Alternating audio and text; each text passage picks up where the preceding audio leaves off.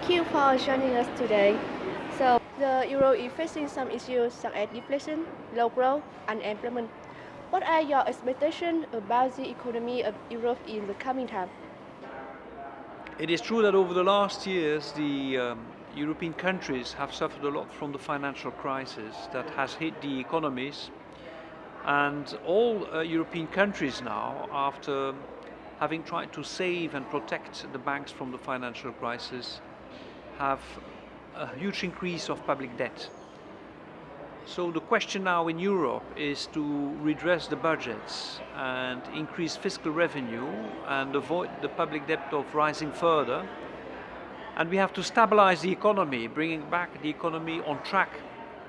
The problem is that while doing this, we don't have sufficient instruments to relaunch the economy and increase economic growth.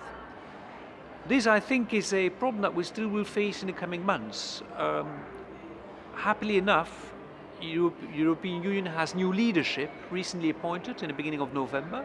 We have a new President of the European Commission, a new President of the European Council, and the European Central Bank is also preparing important measures to try to relaunch the economy and economic growth. However, even if we face these difficulties, I think it's important to underline that the European Union, the European continent, is still one of the most developed, sophisticated economies on earth.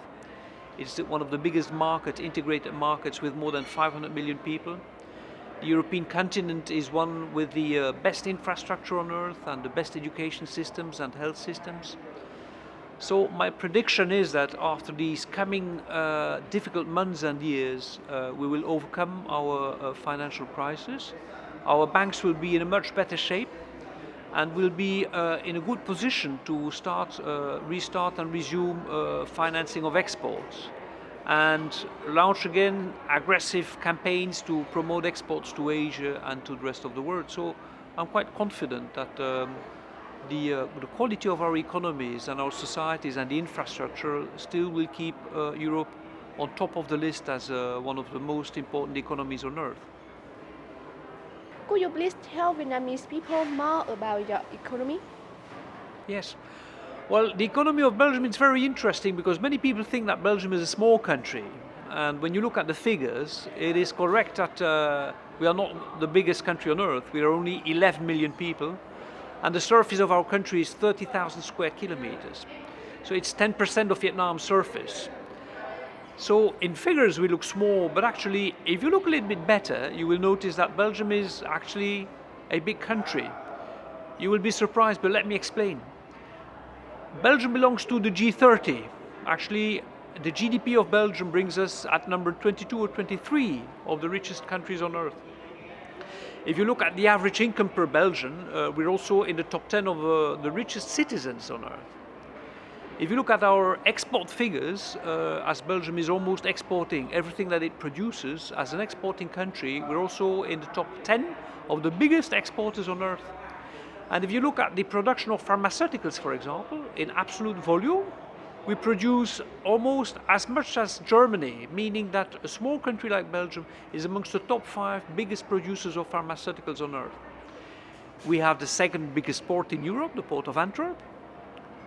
We are producing microsatellites because the European Space Agency has developed a new generation of small satellites, Vertignon. And all of these small satellites are being produced by Belgian industries. So Belgium, when you look at our capacity, our export figures, our production capacity in pharmaceuticals, in high technology, it's quite amazing because we really have great achievements. And in our relations with Vietnam, we are also doing quite well. Belgium is the 6th trading partner within the European Union, amongst European countries, of Vietnam. And we are receiving the 5th most students from Vietnam to Belgium. So France, Germany and UK, Finland and Czechia are receiving a lot of Vietnamese students, but just after them, on the 6th position is Belgium. So between Belgium and Vietnam, the potential and the strength of our economy are really bringing a lot of good results. We are very happy of that. How does the Belgian government expect the cooperation with Vietnam? Well, over the last 3 to 4 years, we have had a lot of high-level visits trying to promote more and more cooperation between our both countries. First, in March 2012, we had our Crown Prince with a delegation of 300 business people coming to Vietnam. The Crown Prince has become the King of Belgium last year, and actually before he was the King of Belgium, he came to Vietnam 3 times. So the head of state of Belgium appreciates very much Vietnam. And when he was a Crown Prince, he came 3 times also with business leaders.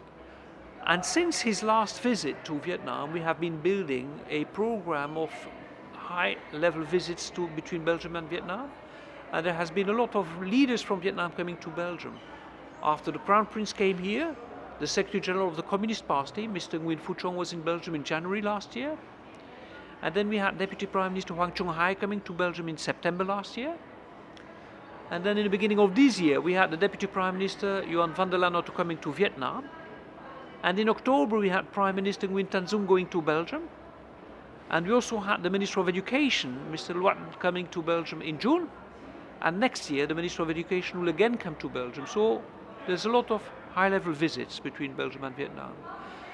And we also have been working on a roadmap with some 35 projects in the field of investment and supply contracts that both governments try to implement in the coming years.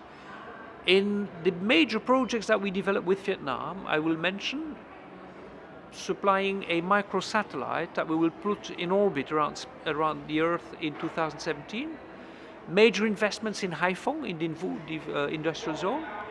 We are providing high technology to fight cancer and to develop nuclear medicine in Vietnam, in the military hospital 108, and also in the central hospital of Hue and of Kiên Giang. We are investing in coffee logistics and in cacao. And we also have a lot of projects in the field of water management and waste management. So we have a very good portfolio of economic projects with Vietnam. It's going very well. Thank you for joining us today.